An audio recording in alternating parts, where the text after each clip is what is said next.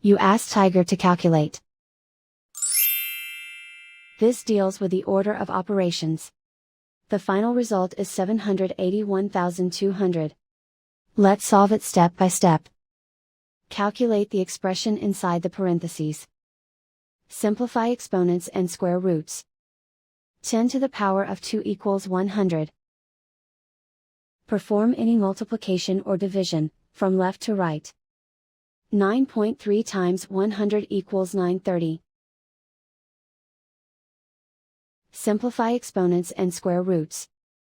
10 to the power of 2 equals 100. Perform any multiplication or division, from left to right. 8.4 times 100 equals 840. 930 times 840 equals 781200. And so the final result is 781,200.